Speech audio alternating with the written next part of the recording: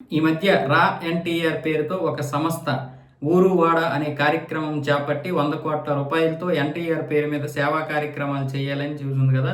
18వ తారీఖున దీని గురించి తిరుపతిలో ప్రెస్ మీట్ కూడా పెట్టారు. అయితే దీని విషయం గురించి చాలా రోజులుగా ఒక పెద్ద వార్త. ఈ యొక్క కార్యక్రమాన్ని ఎన్టీఆర్ నిర్వహించేలా చేస్తున్నాడు.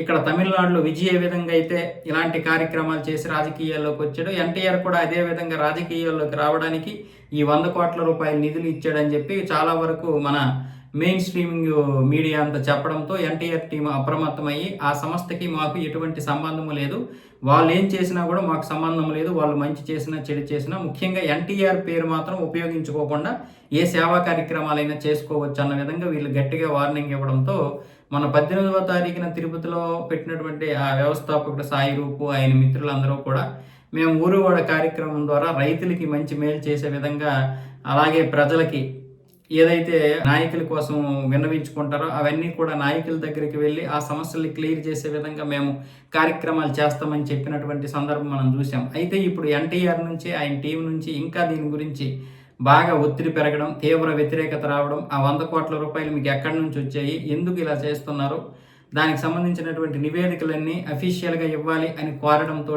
ఇప్పుడు సాయి రూపు మిగతా టీము దీన్ని అఫీషియల్గా ఆపేసినట్లుగా తెలుస్తుందని ఒక వార్త అయితే వస్తుంది. దీనికి సంబంధించి వాళ్ళ సోషల్ మీడియాలోనే సాయి రూప్ అనే ఆయన విజయం సాధించిన అందరికీ కూడా అభినందనలు అన్న విధంగా వ్యంగ్యంగా ఒక టైటిల్ పెట్టేసి ఇప్పుడు దీనికి ముగింపు పలుకుతున్నాం అన్న విధంగా చెప్పడం జరిగింది. సో రా ఎన్టీఆర్ నుంచి ఇంకా ఏ కార్యక్రమము ఉండకపోవచ్చు.